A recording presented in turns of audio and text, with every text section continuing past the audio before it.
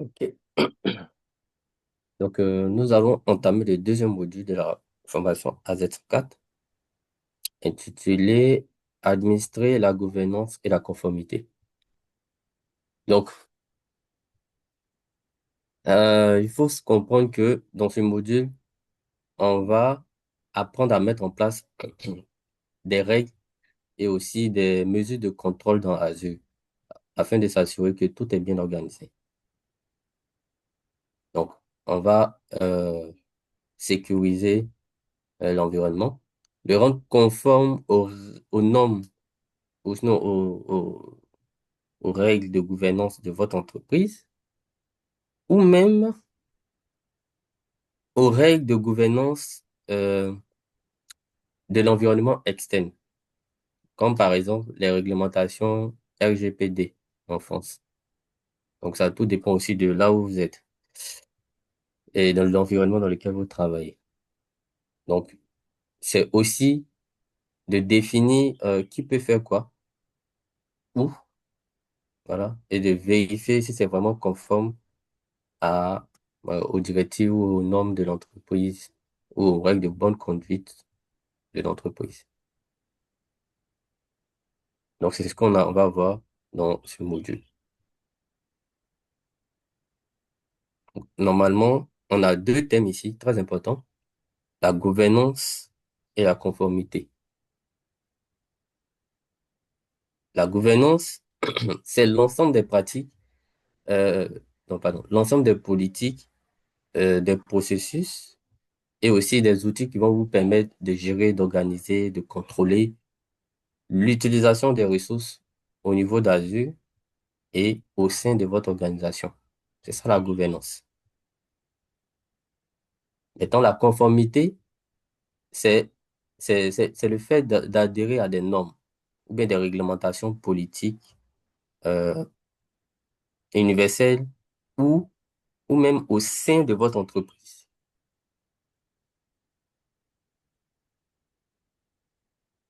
Maintenant, dans ce cas-là, elle est liée à l'utilisation des ressources ou à la création des ressources sur Azure. Ça existe généralement dans presque toutes les grandes entreprises, mais elle est appliquée à un secteur ou un domaine précis. Donc, comme objectif d'apprentissage dans ce module, on va voir et décrire les principaux composants architecturaux d'Azure. On va voir les stratégies au niveau d'Azure et puis aussi comment sécuriser les ressources avec le contrôle d'accès en fonction du rôle Airbag. Donc, c'est ce que nous allons voir plus en détail dans ce module.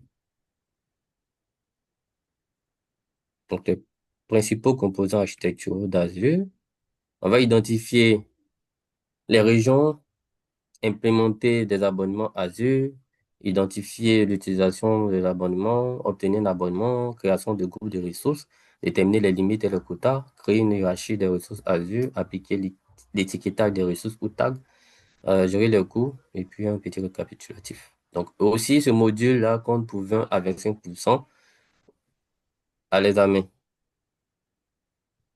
Voilà.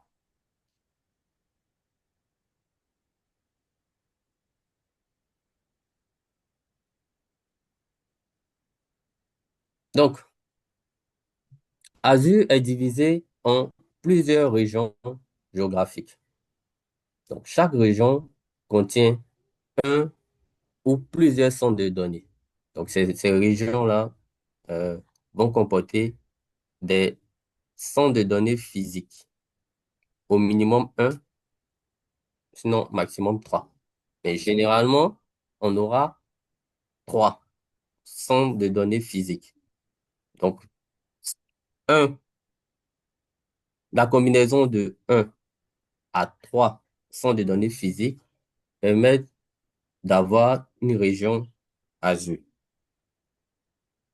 Chaque centre de données physique peut représenter également une zone de disponibilité dans une région. Donc, il est important de choisir la bonne région ou bien la région qui va vous offrir les services voulus. Donc, avant de effectuer de déploiement sur Azure, il est important d'identifier la région dans laquelle vous souhaitez mettre vos données. Généralement, et ce qui est conseillé, c'est de mettre les données dans une même région. Donc, tout votre déploiement, pardon, va se faire dans une même région. Maintenant, pour des soucis de redondance et de haute disponibilité, oui, il y aura des réplications qui seront faites vers une autre région. Mais il est très, très important de mettre toutes les données dans une seule région afin que les services puissent facilement avoir accès aux ressources, donc de la même région. Toutes les régions ne fournissent pas les mêmes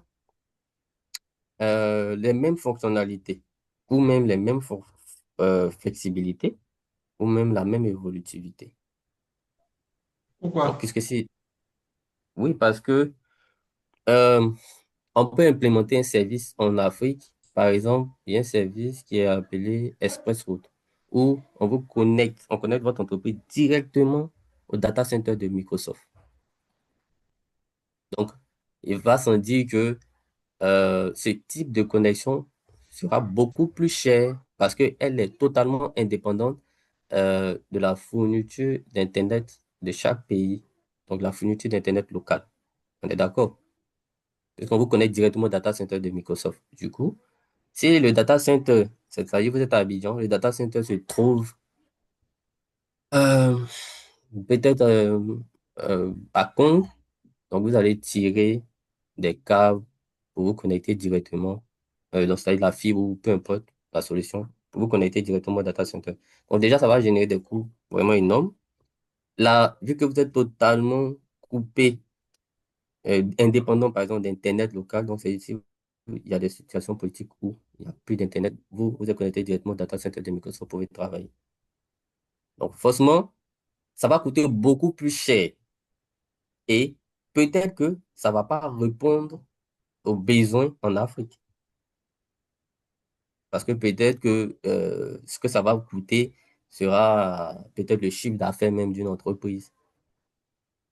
Donc, tu vois que déjà, on va pas se permettre de mettre ce genre de solutions forcément dans certaines régions en Afrique. D'ailleurs, même, il y a une seule région en Afrique. C'est en Afrique du Sud. Une seule région Asie plutôt en Afrique, c'est en Afrique du Sud. Donc, il y a ça. Donc, il y a certains services qui sont vraiment pas demandés, hein, dans certaines régions ou en fonction du pays, des pays autour. Donc, on peut vraiment s'abstenir d'effectuer ce genre de déploiement dans ces régions. Donc, il est important de faire ce genre de vérification avant. Et le prix en fonction d'une région n'est pas le même. Pardon, le prix d'une région à une autre n'est pas le même. Pourquoi? Parce que, par exemple, le coût d'implantation d'une région Azure, d'un data center aux États-Unis n'est pas forcément le même coût en Afrique du Sud, n'est pas forcément le même coût en Europe. Les ingénieurs qui vont travailler n'ont pas forcément les mêmes salaires. Donc, il y a tout ça qui est pris en compte pour fixer les coûts des services ou des ressources dans une région. Voilà pourquoi dans certaines régions, il n'y a pas aussi certains services, certaines fonctionnalités, mais qui par contre, peuvent venir plus tard, puisque l'architecture et les offres sont totalement flexibles et évolutives. Voilà, donc il est important de choisir une très bonne région, déjà par rapport au coût, par rapport aux fonctionnalités dont vous aurez besoin, mais aussi des régions qui sont un peu plus proches des utilisateurs pour ne pas qu'ils soient forcément sujets à des latences. Je dis pas que sur Azure, tout est lent, hein, c'est pas ce que j'ai dit, mais de là où tu te connectes à Azure, tu peux ressentir quand même des lenteurs. C'est pas énorme, mais tu peux sentir des lenteurs. Maintenant, si les lenteurs deviennent vraiment énormes, ça, il faut revoir le déploiement ou bien la ressource à laquelle tu accèdes. Donc, il existe actuellement plus de 70 régions à travers le monde. 70 régions Azure à travers le monde. Et vous avez un peu plus de 200 centres de données physiques qui sont aussi répartis dans toutes ces régions.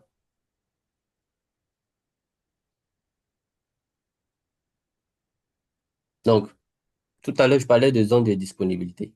Donc, les zones de disponibilité, comme on le voit sur le schéma, ce sont des emplacements physiques au sein d'une région qui sont séparés.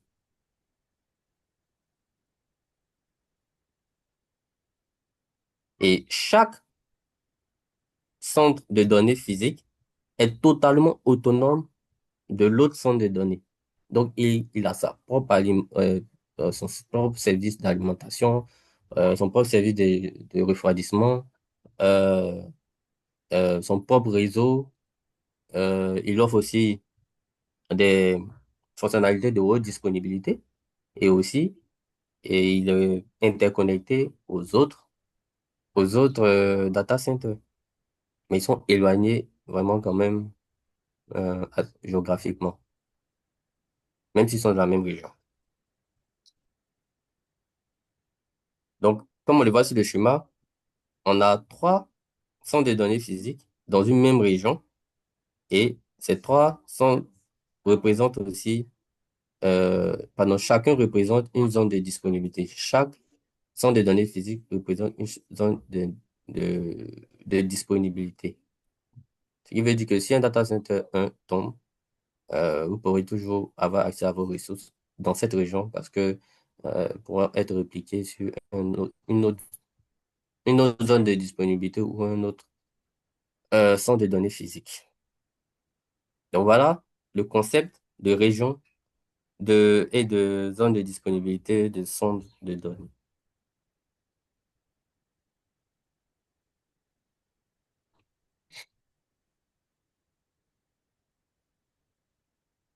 Donc, comment implémenter les abonnements dans Azure? On avait dit dans le module 1 ce que c'était un abonnement. Mais on le reprend ici plus en détail. L'abonnement, c'est c'est un contrat entre vous et Microsoft. C'est un contrat de facturation entre vous et Microsoft qui, à partir duquel on vous facture tout ce qui est déployé, tout ce qui est créé sur Azure.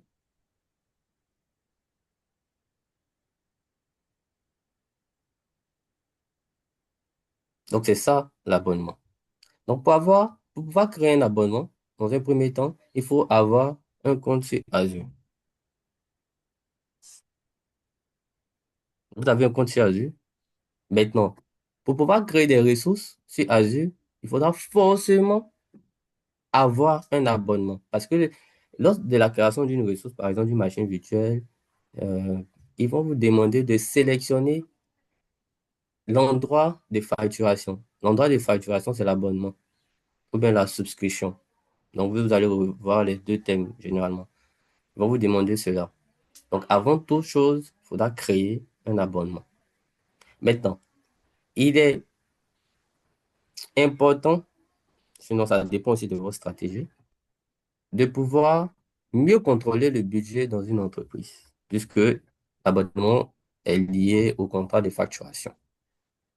Et si vous êtes dans une entreprise, bon, de toute façon, Azure, ça sera beaucoup plus utilisé par la tech. Donc, vous pouvez créer des abonnements en fonction de ceux qui dépensent le plus. Donc, un abonnement pour euh, les développeurs, un abonnement, ou bien pour l'environnement de développement, un abonnement pour l'environnement des tests, un abonnement pour l'environnement de production. Voilà. Et vous allouez un budget à chaque abonnement. Et donc, c'est à l'équipe de faire en sorte de rester dans ce budget-là. Ça va vous permettre de suivre parfaitement votre budget et les déploiements qui sont effectués et de voir les lacunes de votre organisation et des différents services. Donc, comme vous le voyez ici sur l'image, on a différents abonnements et on a différentes ressources dans ces abonnements-là.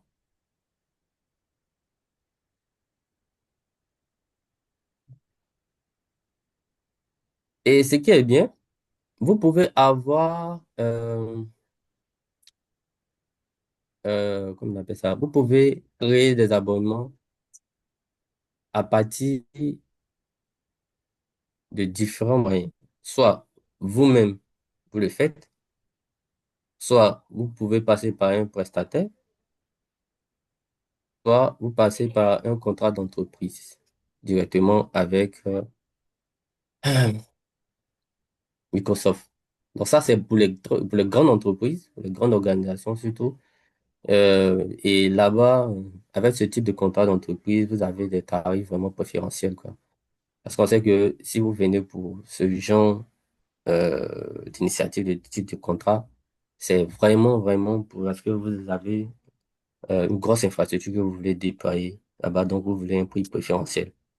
Et Microsoft le fait. Et comme je le disais, l'abonnement va vous permettre de contrôler votre budget, mais aussi d'avoir une limite de facturation, c'est clair. Parce que vous pouvez configurer des seuils à partir desquels il faut qu'une alerte se déclenche pour dire que vous avez déjà consommé tel pourcent du budget, ou même en faisant du budget alloué, vous ne pourrez pas faire plus. Donc, c'est ce qui exprime la limite de facturation et aussi la sécurité.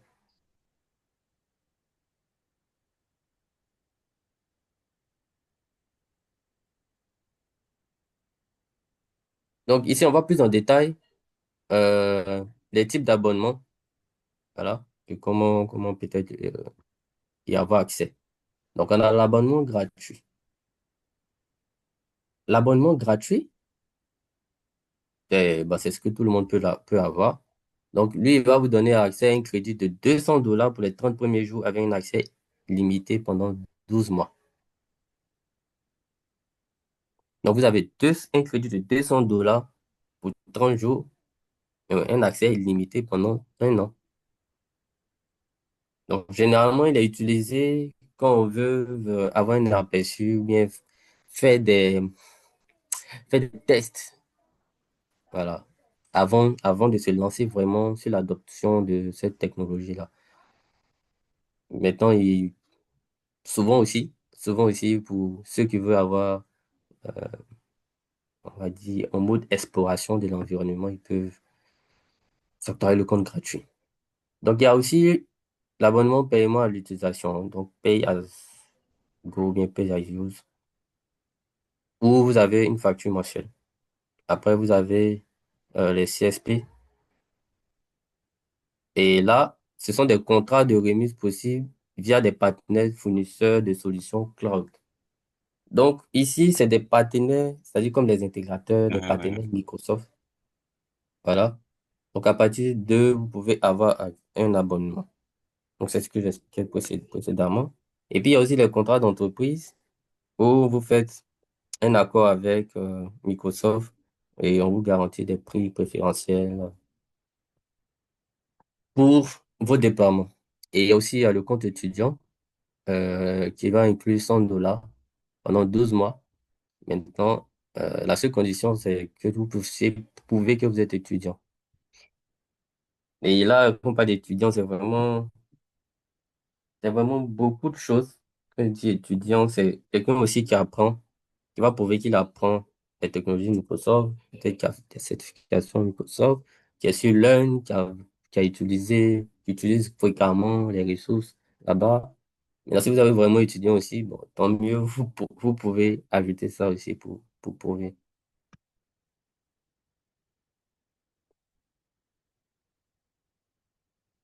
Voilà, donc bon, j'en ai parlé un peu. Donc, vous pouvez obtenir l'abonnement à partir de contrats d'entreprise, à partir des revendeurs ou à partir des partenaires aussi, comme, comment on appelle ça, des intégrateurs, des partenaires Microsoft, ou bien aussi un compte gratuit personnel pour démarrer.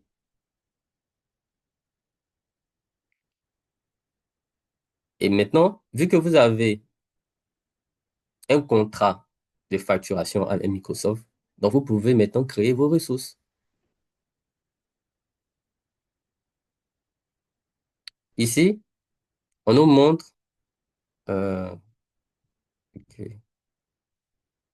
Bah, ok. Il y a une mise à jour sur les slides. Bon, normalement, on devait nous montrer comment créer des ressources, mais ici, on nous montre directement comment créer des groupes de ressources. De toute façon, si on sait comment créer des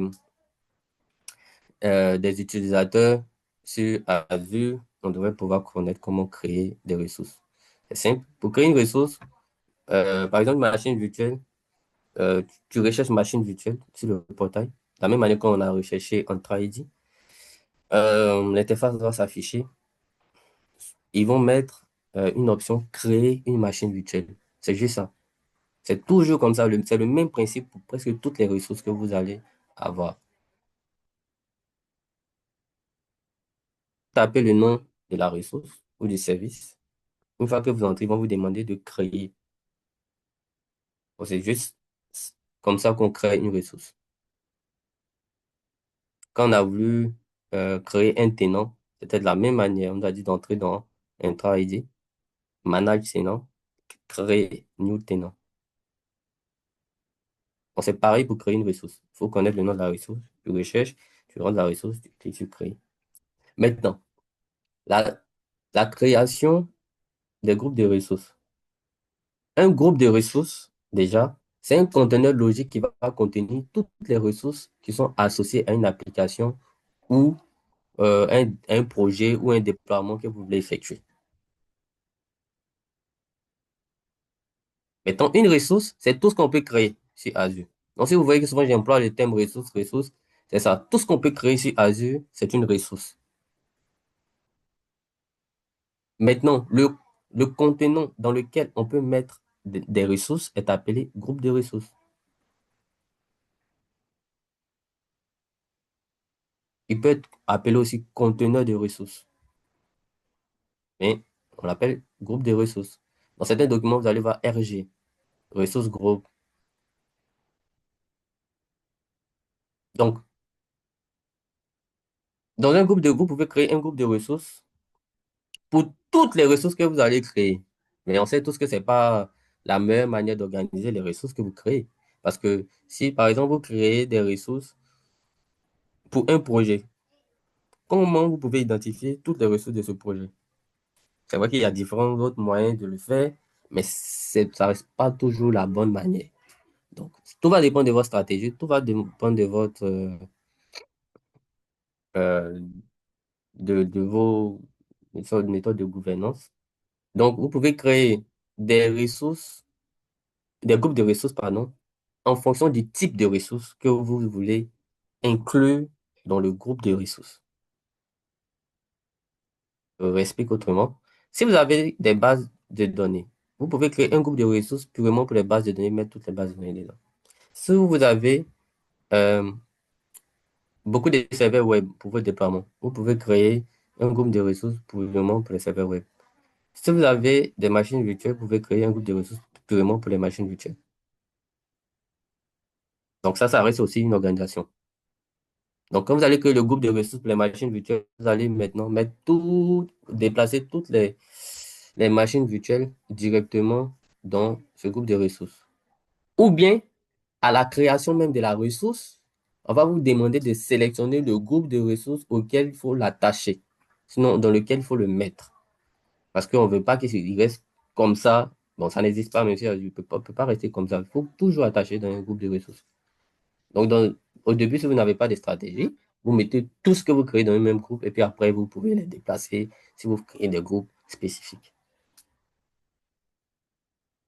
Comme aussi, vous pouvez le faire en fonction de, euh, des projets ou bien des déploiements d'applications. Donc, vous avez des groupes de ressources purement pour le déploiement de telles applications. Par exemple, si vous êtes en banque, vous avez une application bancaire qui est sur Azure. Je pense que la plupart de ceux qui ont banque, généralement, leurs applications sont sur le cloud. En tout cas, pour la plupart. Elles sont sur le cloud, que ce soit AWS ou Azure. Généralement, les applications bancaires. C'est sur ça même que beaucoup, c'est à partir de là que beaucoup sont arrivés sur le cloud, dans l'environnement bancaire, surtout. Donc, il y a ça. Vous pouvez organiser en fonction du projet, en fonction de l'application que vous souhaitez déployer, etc., etc. Donc, ça sera vraiment en fonction de de stratégies, en tout cas. Et il n'est pas possible d'imbriquer plusieurs groupes de ressources. Par contre, il est possible de déplacer une ressource d'un groupe à un autre. Généralement, c'est rapide. Aussi, ça dépend de la taille de la ressource. Mais généralement, c'est rapide. Voilà.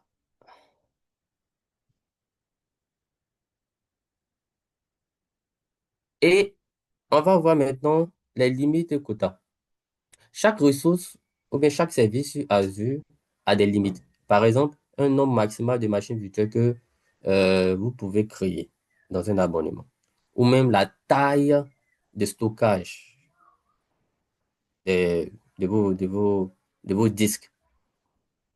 Donc, cette limite-là, elle existe parce que, bon, bien sûr pour des raisons techniques ou aussi pour assurer une juste utilisation des ressources.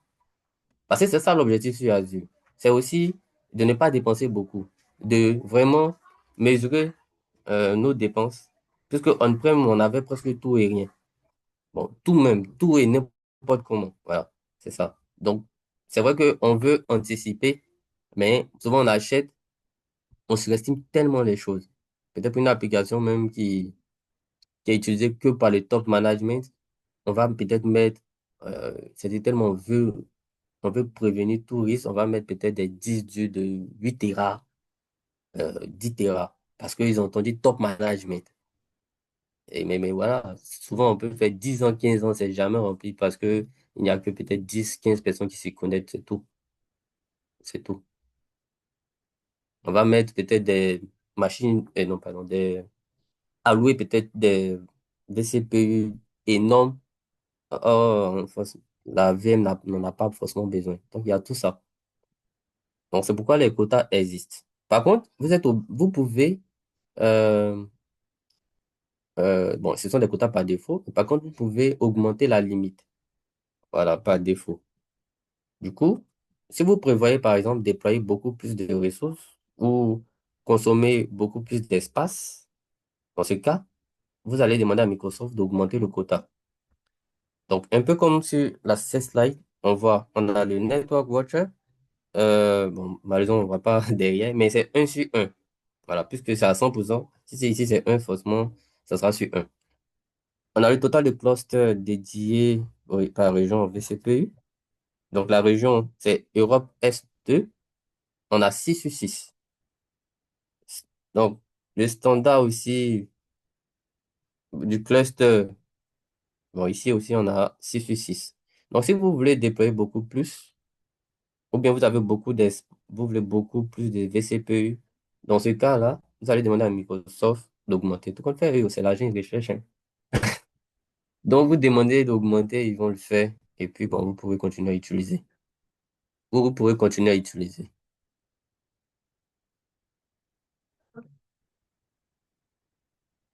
Maintenant, euh,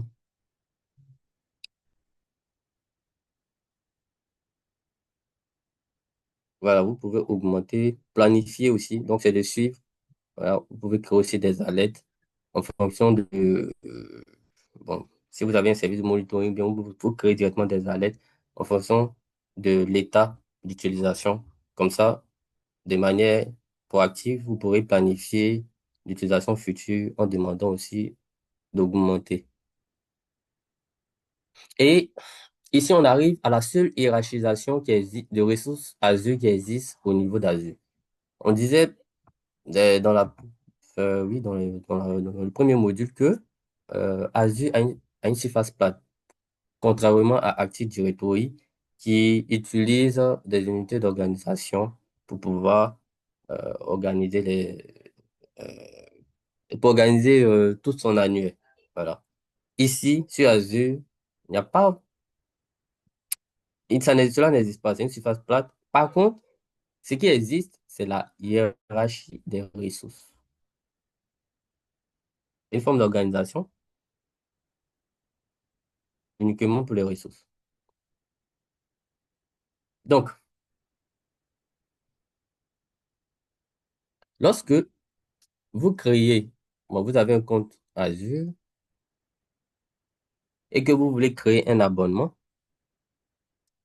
automatiquement, cet abonnement-là se met dans un groupe d'administration, automatiquement.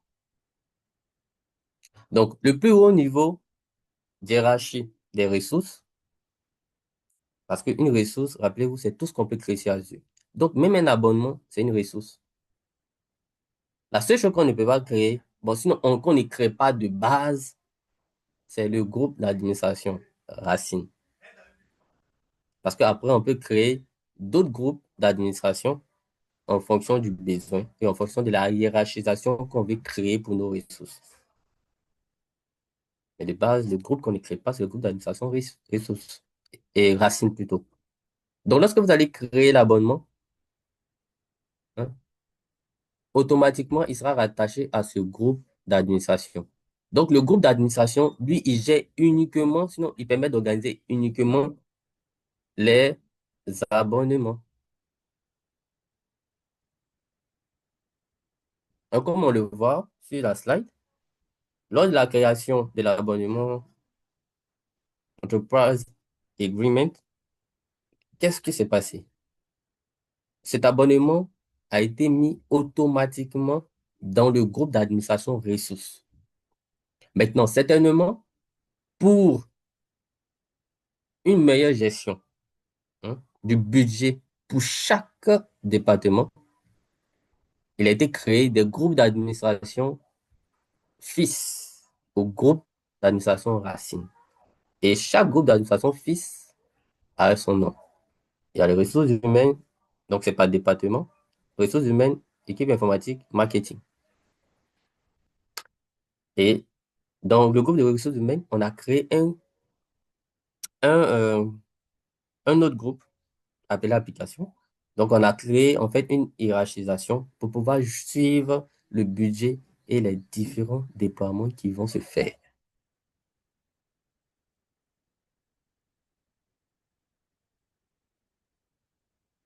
Donc, c'est ce que j'expliquais précédemment. On peut créer beaucoup d'abonnements et l'affecter à des départements pour pouvoir vraiment suivre le budget et aussi savoir ceux qui dépensent le plus, ceux qui ne respectent pas, ceux qui ne font pas vraiment avancer les choses ou même l'incompétence d'une équipe ou du manager. Voilà. Donc, il y a tout ça. Donc, soit vous verrez si le manager suit son équipe ou pas, si l'équipe même est performante, etc., etc. Donc, voilà un peu euh, le type d'hierarchisation qui existe au niveau des ressources sur Azure. Et comme je l'avais dit, en dessous des abonnements, c'est vrai que ici, c'est pas marqué, mais en dessous des abonnements, je pense qu'on verra ça aussi dans les slides suivantes. En dessous de l'abonnement, ce qui vient automatiquement, ce sont les groupes de ressources. Rappelez-vous, la première chose qu'on a créée, c'était dans ce module, c'était l'abonnement. Après l'abonnement, qu'est-ce qu'on a vu? On a vu le groupe de ressources.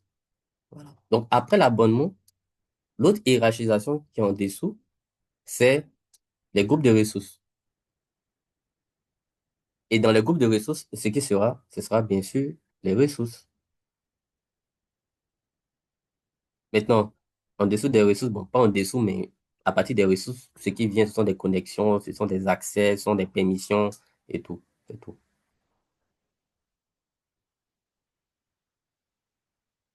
Donc, s'il y a des stratégies de gouvernance, des politiques et tout qui ont été appliquées sur un groupe de ressources, c'est uniquement les ressources de ce groupe qui seront impactées. Par contre, s'il y a des stratégies qui ont été appliquées sur des groupes d'administration, ça sera maintenant toute l'arborescence qui sera impactée. Donc, l'abonnement sera impacté et tout ce qui est dans l'abonnement sera impacté. Donc, si vous avez beaucoup de groupes de ressources, tout ça sera impacté. Donc, pour dire que il y a un héritage des stratégies qui seront appliquées en fonction du niveau de hiérarchie. Si c'est Au niveau des groupes d'administration, ce sera toutes les ressources dans ce groupe d'administration-là qui seront impactées. Donc, abonnement, groupe de ressources et ressources. Et c'est uniquement au niveau d'une ressource, c'est uniquement cette ressource ainsi que les éléments qui sont dans cette ressource qui seront impactés. S'il s'agit maintenant de plusieurs ressources dans l'abonnement, dans ce cas, ce sera uniquement sur les ressources ciblées. Maintenant, si on veut que ça soit sur toutes les ressources qui sont dans l'abonnement, on va directement appliquer la stratégie sur l'abonnement. Comme ça, on sait qu'en bas, tous les autres vont hériter automatiquement de la stratégie. Ce qui est bien, c'est que vous pourrez suivre aussi des rapports de conformité de vos stratégies qui ont été appliquées.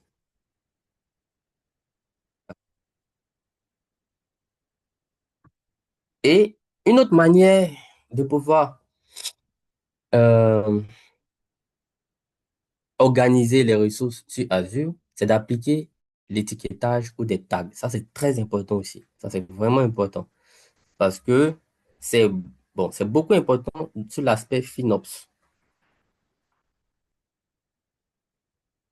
Quand vous allez sur le cloud, il faut qu'il y ait une équipe FinOps pour pouvoir suivre ce qui est bon, ce qui n'est pas bon d'utiliser et comment récupérer les informations, comment pouvoir suivre aussi le budget. Il ne suffit pas juste d'attribuer un budget par abonnement, oui, mais il faut vraiment un bon suivi pour voir aussi à quelle fréquence on utilise le budget. C'est important. Et aussi pour voir quelle action côté architecture, FinOps aussi, on est capable de prendre pour réduire les coûts. Parce que l'objectif d'aller sur le cloud, c'est vraiment de réduire les coûts, pas d'augmenter. Il y a tellement de solutions, tellement de services, tellement de fonctionnalités qu'on peut utiliser, mais il faut utiliser toujours la meilleure. Sinon, vous allez payer cher, même souvent même plus que on-prem, je vous assure. Donc, c'est important et aussi de comprendre la tarification derrière. Donc, les tags vont nous servir aussi plus tard dans les extractions des données, de pouvoir vraiment suivre chaque ressource et le coût.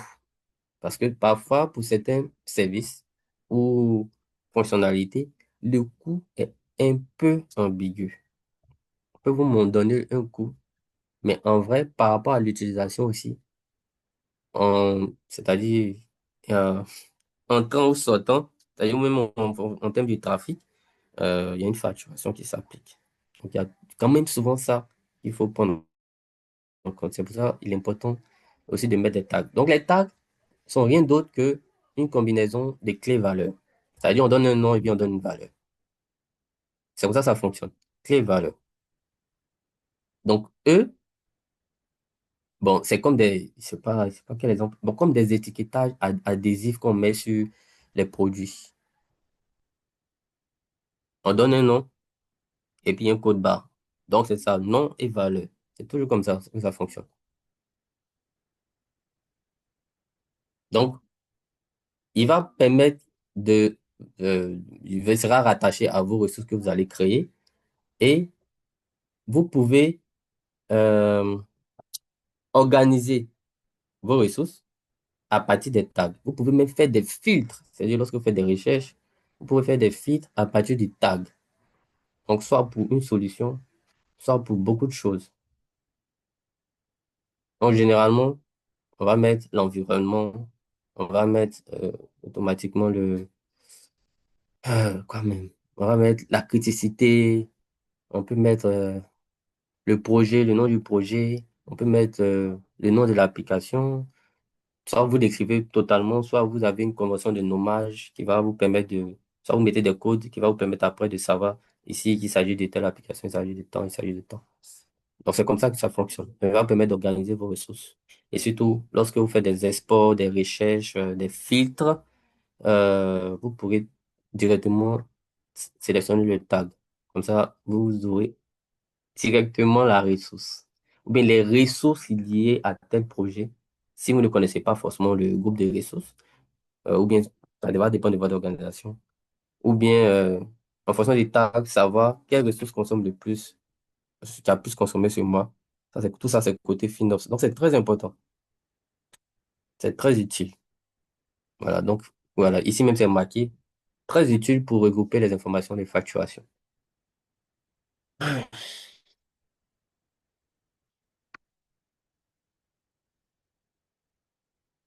Et maintenant pour la gestion du coût, des coûts. Hmm. Azure offre un outil qui va vous permettre de suivre, d'analyser, mais aussi d'optimiser vos dépenses sur Azure. À partir de cet outil, vous allez pouvoir définir des budgets, recevoir même des alertes si vous dépensez plus que le budget.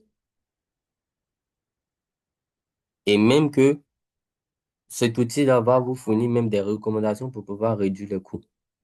Donc, par exemple, si une machine n'est pas utilisée pendant longtemps, vous pouvez vérifier auprès de l'équipe qui est en charge de la machine, est-ce que cette machine est toujours utile?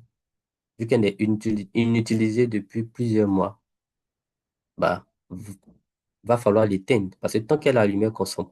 Dès qu'on l'éteint, elle ne consomme plus. Et cet outil-là, c'est Azure Advisor. Donc, lui, c'est un service qui va vous permettre de fournir des recommandations vraiment personnalisées et puis que vous pourrez exploiter pour optimiser les performances de vos ressources, pour optimiser la fiabilité de vos ressources, pour euh, optimiser même la sécurité et aussi ce qu'on appelle l'excellence opérationnelle. Donc, pour que vos ressources soient vraiment, vraiment, on va dire, enfin, ils soient vraiment dans le green, quoi. Parce que en termes de sécurité, il y a tout ça là. Donc, tous ces éléments-là vont concourir à l'excellence opérationnelle. Et comme chaque coût, bon, je vais dire chaque ressource sur Azure n'a pas forcément le même coût, ils n'ont presque même pas le même coût. Et aussi, en fonction de la région, le coût peut changer. En fonction du déploiement que vous faites et aussi du SKU, donc du niveau que vous prenez. Parce que généralement, les SKU, il y a le standard, bon, il y a le gratuit ou bien basique. Après, il y a le standard, il y a le premium. Donc, en fonction de ce que vous allez choisir, il y aura aussi le coût et les fonctionnalités qui vont s'ajouter. Donc, en fonction de tous ces éléments-là, hein, il est important d'utiliser Azure Advisor pour pouvoir mieux gérer vos facturations, mieux gérer les coûts. Et il y a autre chose qui est important, c'est que lorsque vous préparez des déploiements sur Azure, par exemple, il y a un gros projet qui arrive, il y a ce qu'on appelle les instances réservées. Donc, c'est c'est des périodes où Azure fait des petites réductions. Souvent même, vous n'en avez pas forcément besoin, mais si vous avez la vision ou que vous savez que vous faites généralement de gros déploiements, ou qu'il y a des déploiements à venir, mais c'est vrai que tout n'est pas encore cadré, vous pouvez utiliser les instances réservées sur Azure pour réserver peut-être à moitié prix ou bien même au cas du prix initial une ressource ou bien plusieurs ressources. Donc, vous pouvez prendre plusieurs VM, par exemple, qui devaient coûter, euh, bon, en 24 heures, donc l'utilisation journalière, c'est un exemple, hein, 30 euros, mais 30 dollars. Donc, vous pouvez peut-être l'acheter, mais la réserver à 10 dollars. Et, les instances réservées, généralement, sont activées sur 2 ans, 1 à 2 ans, bon, souvent plus. On pourrait utiliser pendant tout ce temps-là cette ressource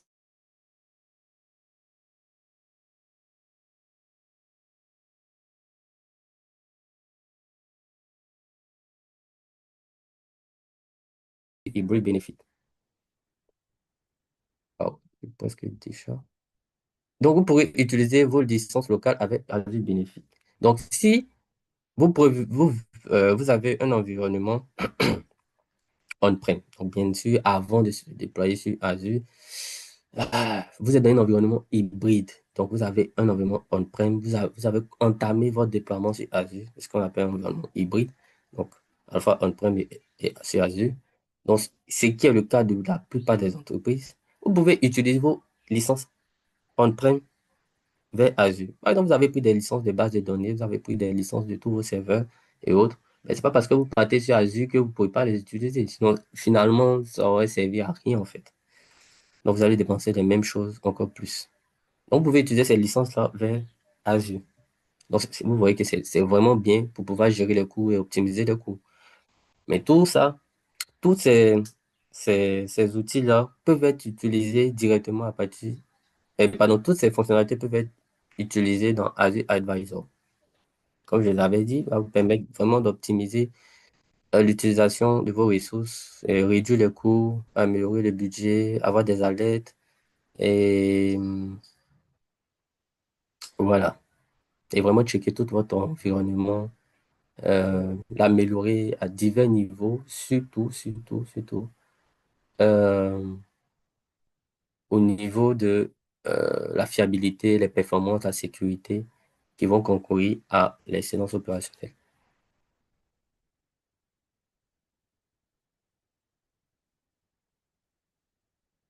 Maintenant, Initiative Azure Policy.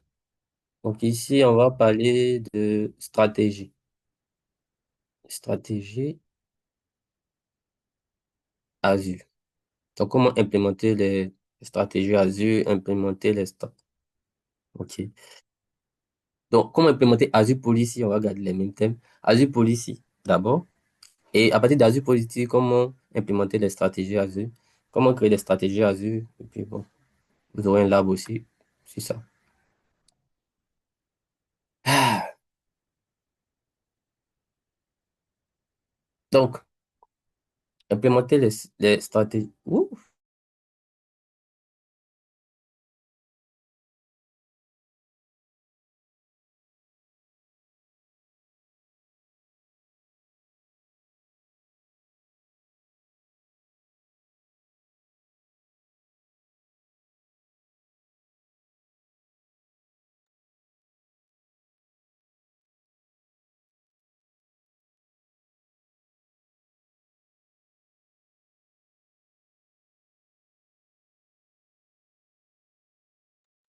Alors, allô? donc oui, On ne vous entend plus. non, je suis là, vous m'entendez? Oui, toi, oui, on t'entend. Oui, il a eu un petit souci avec sa connexion Internet, donc je prends la relève. Ok, vous étiez sur les policiers, c'est ça? Oui, c'est ça. Azure Policy. Ok, c'est Ok, bon. ça marche. Je partage mon écran et puis on va terminer.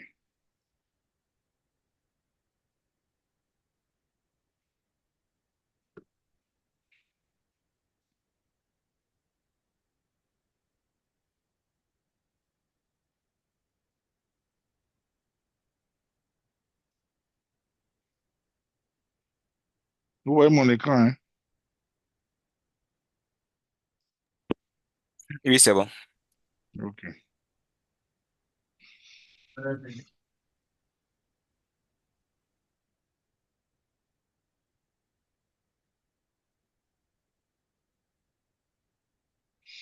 ok. Donc, Azure Policy va vous permettre de pouvoir mettre en place les stratégies dont je vous parlais, de pouvoir vérifier si les ressources que vous disposez ou bien que vous créez obéissent à vos stratégies.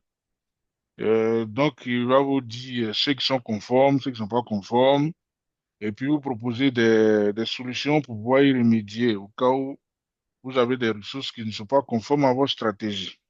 Voilà. Donc, en termes de stratégie, un exemple, normalement, la stratégie doit vous permettre de pouvoir créer, affecter, euh, et puis gérer. Voilà. Donc, c'est grâce au service, bien sûr, Azure que vous allez pouvoir le faire. Et l'exemple que je voulais vous donner, c'est par exemple, lorsque vous voulez créer une ressource dans votre environnement Azure, il peut arriver que l'organisation ait décidé, hein, dans le cadre de sa stratégie, d'autoriser ou ne pas autoriser certaines ressources. Voilà. Donc, vous voyez à votre droite là les cas d'utilisation. On peut décider, par exemple, comme ça, que chez nous, on ne va jamais utiliser le firewall Azure, hein, le firewall natif Azure, que tout ce qui sera utilisé comme firewall sera des firewalls, des appliances, par exemple, Cisco, ou bien des appliances Stonesoft, ou bien des appliances Forti, ainsi de suite, mais pas des firewalls Azure natifs. C'est un exemple, hein. Donc, si il y a un des administrateurs dans le cadre d'une implémentation sollicite un firewall Azure, voilà, il va recevoir une notification pour dire non, cette ressource n'est pas autorisée dans votre environnement. Voilà. Donc, il y a par exemple euh, les caractéristiques des types, hein, de machines virtuelles. Voilà. La dernière fois, j'ai donné un exemple, je disais plutôt que il peut arriver que dans certaines organisations, on interdise, hein, que les IT créent les VM n'importe comment. Donc, on peut choisir un type de VM qui est autorisé. Voilà. Par exemple, toutes les VM qu'on va créer chez nous à la base, c'est par exemple deux CPU ou bien deux vCPU avec 32 Go de RAM, pas plus. Voilà. Si on doit avoir une VM avec des ressources qui vont au-delà de ce qu'il vient de citer, ça va faire l'objet d'une exception, ainsi de suite. Mais par défaut, quand on crée une VM, c'est deux vCPU ou 32 Go de RAM. Voilà. C'est pourquoi on parle de référence SKI de machines virtuelles. On peut dire par exemple que toutes nos ressources seront localisées dans la région l'Est des États-Unis. Donc, si un IT crée une ressource que dans la partie région, l'IT choisit Afrique du Sud, ça ne va pas passer. On va lui envoyer une notification pour dire non, cette région, vous ne pouvez pas envoyer de ressources dans cette région. Mais tout ça, c'est dans le cadre d'une politique, hein. C'est pourquoi on parle de stratégie. Une politique de l'organisation qui décide tout ça. On peut obliger, par exemple, à ajouter euh, des étiquettes sur chaque ressource qu'on crée. Voilà, pour valider la création de la ressource. On peut, par exemple, obliger le paramétrage de la sauvegarde à la fin de la création de la ressource, ou bien d'une machine virtuelle. Donc, tant que la sauvegarde n'a pas été paramétrée, configurée, on suppose que vous n'êtes pas allé jusqu'au bout de la création de la VM. Voilà. Donc, tout ça, ce sont des cas d'utilisation des stratégies Azure. Voilà. Donc, on va créer une stratégie, l'appliquer, voir ceux qui sont conformes ou non conformes, et dans le cas des non-conformités, appliquer des corrections. C'est un peu ça les stratégies.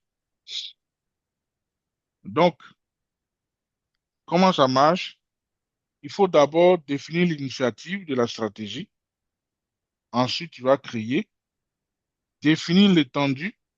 Alors, bon, quand je dis l'initiative, c'est qu'est-ce qu'on veut faire, les grandes lignes. Donc, je dis, bon, on veut une stratégie pour obliger la création des VM avec deux vCPU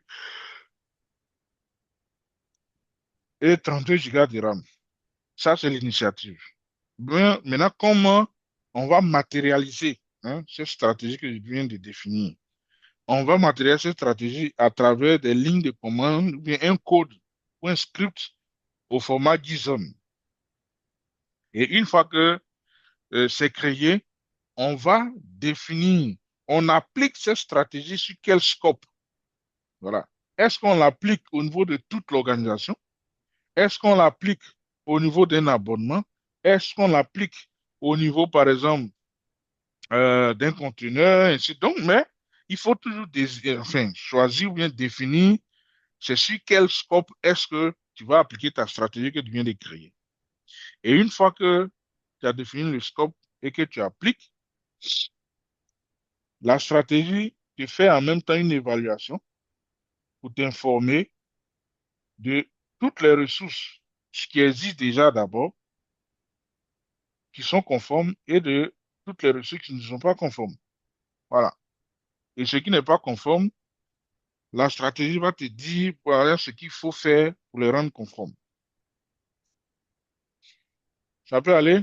Donc, vous aurez dans le lab, bien sûr, comment créer une stratégie Azure Policy. Alors, pour la sécurité de nos ressources, une ressource, vous l'avez déjà vu, hein, c'est tout ce qu'on peut créer et utiliser dans Azure. Maintenant, je peux créer une ressource et ne pas vouloir que tout le monde puisse utiliser ou bien accéder à cette ressource. Donc, mon ami Andy, parlant de sécurité, voici un des services de sécurité d'Azure qu'on appelle le Airback. C'est un service qui existe aussi en Windows Server. Hmm? Role-Based Access Control. Si je traduis en français, c'est un contrôle d'accès basé sur le rôle. Donc, vos accès, ou si vous voulez, euh, vos autorisations seront fonction du rôle on vous aura attribué dans l'environnement. Donc, si vous êtes un utilisateur simple, vos accès seront les accès d'un utilisateur simple. Si vous êtes un owner, vos accès seront les accès d'un owner. Si vous êtes un contributeur, ainsi de suite. Donc, vos accès, vos niveaux d'accès, vos niveaux d'autorisation seront fonction du rôle que vous jouez dans l'environnement. Donc, retenez très bien le RBAC, Role Based Access Control. Donc, ce que vous devez savoir, c'est dans l'environnement Azure, nous avons des rôles RBAC, comme je viens de le dire, et puis aussi nous avons des rôles intra-ID. Donc, normalement, dans le lab, quand vous créez des utilisateurs dans intra-ID, dans le tenant, vous pouvez associer ou bien attribuer des rôles à des comptes. Je dis n'importe quoi, hein. Vous créez un utilisateur, vous voulez qu'il soit admin du domaine. Donc, admin du domaine ici est un rôle qu'on peut affecter à un compte utilisateur. Voilà. Qui est différent du rôle Airback. C'est bon? Donc, Airback et Intra-ID ont des applications différentes. Airback, c'est pour contrôler l'accès aux ressources.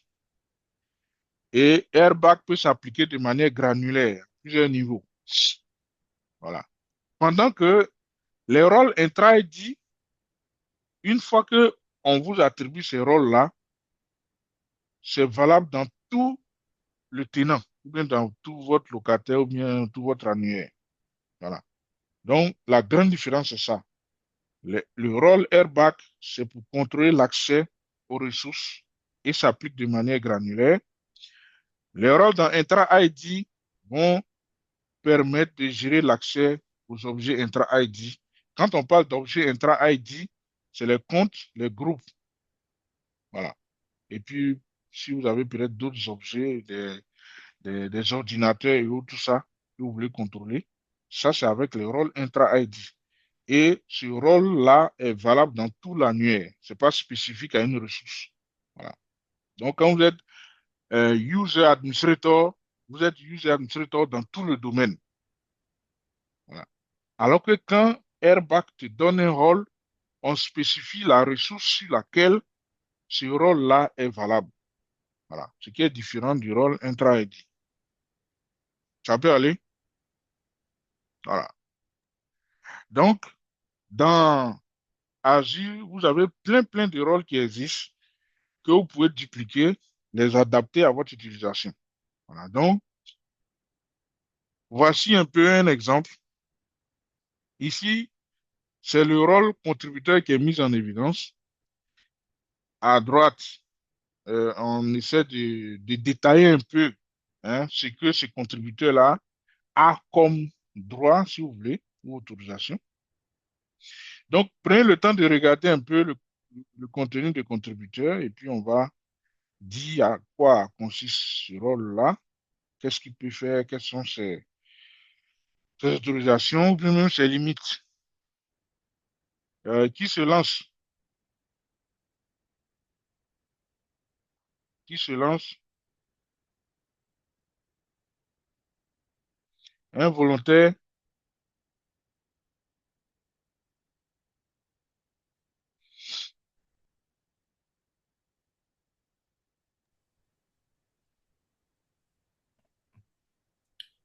Bon, j'essaie de voir, de dire ce que je vois. Vas-y. Apparemment, je vois qu'il y a des restrictions. Il n'est pas autorisé à supprimer, à écrire, Hmm, euh, accès. Il n'est pas autorisé, voilà, même à donner accès même.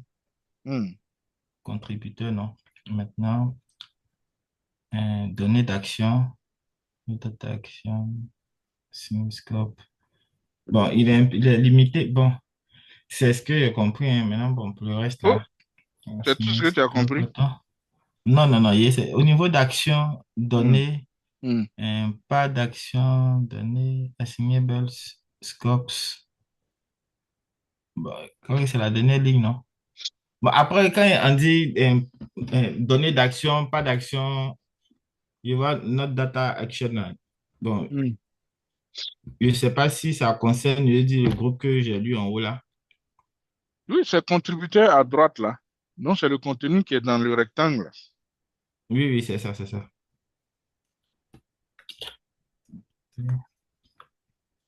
Donc, bon, apparemment, ce Pardon, que je monsieur comprends, Bona, c'est qu'il Oui, bon, il s'il lâche. vous plaît. oui, Bon, vas-y. pourquoi dans les autorisations, là, pourquoi je vois Hmm. action, je vois étoile, et puis nous, action, je vois ces éléments. Qu'est-ce que ça signifie exactement? C'est la question que je vous pose. Donc, tu ne vas pas venir me reposer la question. Moi, lorsque je vois ces permissions, hein, Hmm, moi, je me dis que, par exemple, action, action, ça veut dire que la personne a droit de faire, il a droit à tout. mhm, C'est il a toutes les permissions, sauf qu'il ne peut pas, il ne peut pas supprimer, il ne peut pas supprimer, mhm, il ne peut pas écrire. mhm. Et puis aussi, il peut pas donner des permissions à d'autres utilisateurs. Utilisateur, oui. Donc, ça veut dire qu'ici, là, en réalité, ça veut dire que ce sont c'est comme s'il est en lecture seul. Non, hein. Faut bien lire. C'est comme si. Bon, ça Mhm, c'est ce que je dis. Hein. mhm, Maintenant, data action, no mhm. data action, et puis assigner ball scope. Bon, ça là, je sais pas ce que ça veut dire, je sais pas. Ok, c'est que c'est pas mal. Tu as bien commencé, mais vers la fin, là, c'est pas ça. J'ai tout gâté. Ouais. Bon, en fait, quand vous regardez bien, euh, euh, c'est en JSON, en fait. Le JSON ressemble un peu au C++, avec des accolades, des trucs. Donc, faites un peu attention à tout ça. Donc, quand vous voyez la partie action, on ouvre l'accolade, c'est ça, non? Et Oui, puis, par la suite, c'est fermé. Et oui, à l'intérieur de action, on a l'étoile qui désigne tout. oui. Donc ici, si on fait une traduction simple, ça veut dire que action, il peut tout faire. Mhm. C'est ce que ça veut dire, hein. Vous me suivez. Ensuite, on a not action, ce qu'il ne peut pas faire. Authorization, toutes les autorisations, il ne peut pas les supprimer. C'est-à-dire qu'il ne peut supprimer aucune autorisation. Authorization to write, c'est-à-dire qu'il ne peut modifier aucune autorisation, ou bien il ne peut donner aucune autorisation. Ah, ok. Authorization, elevate access action, c'est-à-dire que élever un niveau d'accès, je dis n'importe, c'est-à-dire que tu prends un compte qui a un niveau d'accès plus bas, tu veux lui donner un niveau d'accès un peu plus élevé, normalement le contributeur ne peut pas faire ça. Donc, Donc, monsieur, un instant, monsieur Conan. Donc, monsieur Conan, donc, ça veut dire que autorisation, en hmm, réalité, les autorisations que tu vois, ce sont des actions. oui, Ok, donc ça va. ça veut dire que en réalité, euh, comment on appelle ça? Le contributeur peut tout faire, sauf qu'il ne peut pas supprimer d'autorisation, il ne peut pas modifier d'autorisation, il ne peut pas élever un niveau d'accès. Retenez ça d'abord. Maintenant, après, dans la deuxième partie, data action. C'est-à-dire que quels sont ses droits sur la partie data, les données et autres. No data action à symbol scope. Non, c'est-à-dire que la partie data action, il n'a aucun droit. C'est bon? Nos amis développeurs. Donc, en résumé, le contributeur, il peut tout faire, sauf qu'il ne peut pas euh, modifier ou supprimer ou élever des autorisations. Voilà, c'est ce que ça veut dire. OK. Dans ce cas d'espèce, s'il ne peut pas Oui, élever une autorisation, il peut descendre aussi un niveau d'autorisation. Parce que s'il ne va pas dans l'autre sens, je veux oui, dire. oui, oui, il peut descendre D'accord. parce qu'ils ont D'accord. bien OK. précisé Elevate Access. Monsieur OK. Conan, s'il vous plaît. Oui, Monsieur Conan, s'il vous oui. plaît, data action et puis no data action, ça veut dire quoi exactement? Les actions qui peuvent mener sur les données. Les données. Hmm.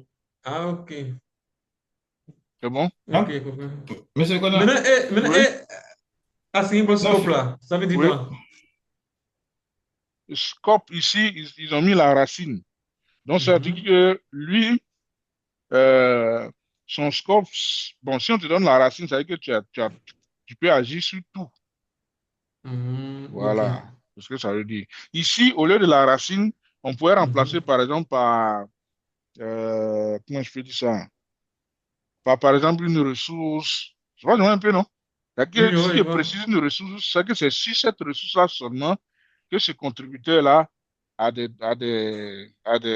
autorisations ou bien des droits. Voilà.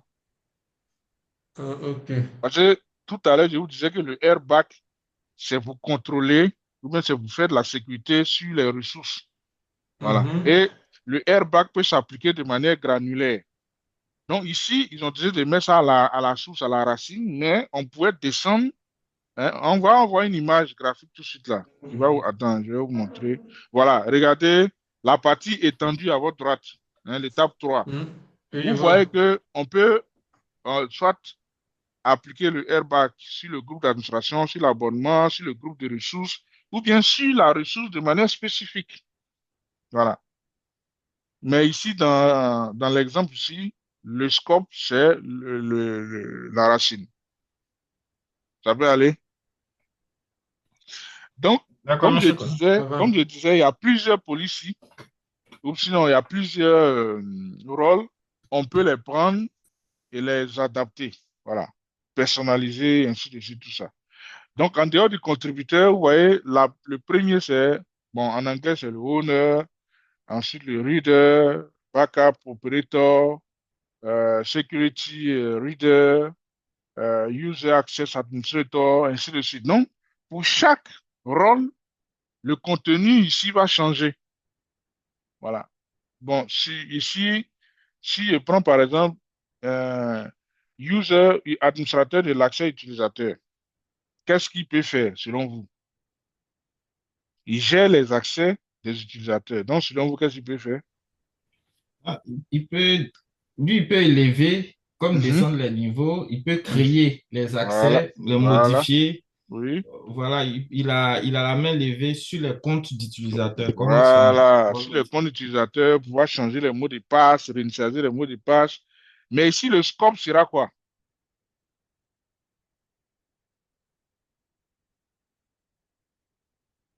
Le scope sera quoi?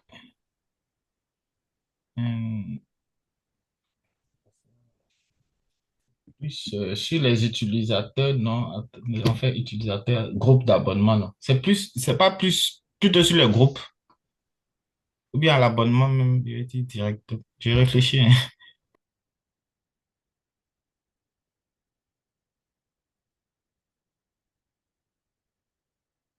Oui, le scope sera quoi? Les experts. Faites vite. Il est déjà 13h30. Je vais vous libérer. Le scope sera quoi?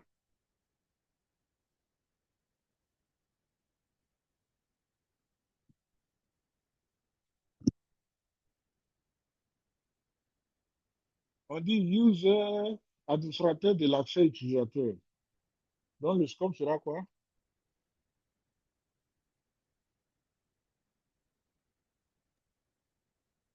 Excusez-moi, on peut répéter parce que je n'étais pas là, je me suis levé. Je disais, on a Oui. mis en exergue ici le rôle contributeur. Donc, j'ai Mhm. donné l'exemple. Si c'était administrateur de l'accès utilisateur, là, quel serait le scope? Assignable scope, là, ce sera quoi? C'est la question que j'ai posée. Bon, lui, son scope, ça sera peut-être, ça sera peut-être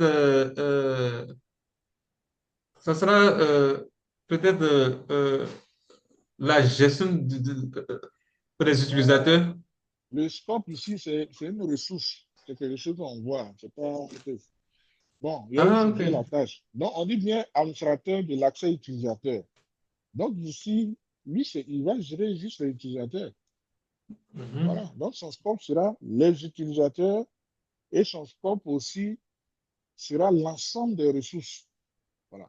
Puisqu'il doit gérer les comptes utilisateurs et puis gérer en même temps l'accès sur les ressources. Voilà. Donc, c'est ce qu'il va Ah, faire. ok, ok. Bon, C'est vrai. vous aurez plein de détails aussi dans les labs. Donc, comment est-ce qu'on crée, on a fait qu'un rôle? Voilà. Donc, la première étape, c'est de choisir, pas de choisir, mais de définir notre principal de sécurité. C'est-à-dire que euh, la personne, ou bien le groupe, l'utilisateur, ou bien le service euh, qui va bénéficier du rôle. Voilà. Vous comprenez, je répète, hein, la première Mhm. étape, c'est de savoir qui va utiliser, ou bien qui sera bénéficiaire du rôle.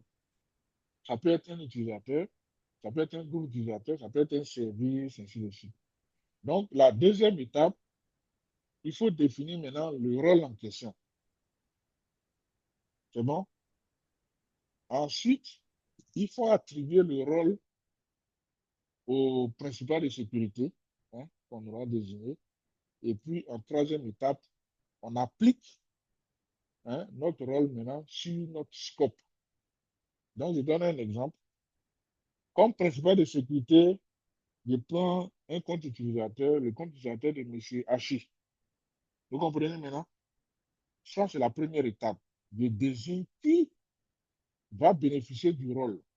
Deuxième étape, quel est le rôle que je vais donner à M. Hachi? Le rôle, par exemple, de contributeur. C'est bon? Troisième étape, M. Hachi, qui a le rôle contributeur, va pouvoir, je peux dire, appliquer ou bien utiliser ce rôle contributeur sur quelles ressources? Voilà. Je peux dire sur l'abonnement, sur par exemple des VM, sur par exemple un groupe de ressources, sur par exemple une base de données, sur par exemple une application web. Donc, ça, c'est l'étendue du scope. Donc, voici les trois parties, sinon les trois étapes. Désigner qui va bénéficier du rôle. Trois, choisir le rôle. Pardon, deux, choisir le rôle. Et puis trois, identifier ou bien choisir le scope sur lequel le principal de sécurité va pouvoir agir. Voilà. Et tout à l'heure, la différence qu'on montrait entre le rôle dans Intra ID et puis le rôle avec Airbag, de manière hiérarchique, les rôles dans Intra ID sont supérieurs au rôle Airbag. Voilà. C'est-à-dire le rôle dans Intra ID, c'est pour tout l'annuaire, pendant que le rôle Airbag, c'est pour les ressources qui sont un peu plus bas de manière hiérarchique. Donc, vous avez normalement le lab pour gérer les abonnements et le Airbag, et puis un lab pour gérer la gouvernance via Azure Policy. Il est exactement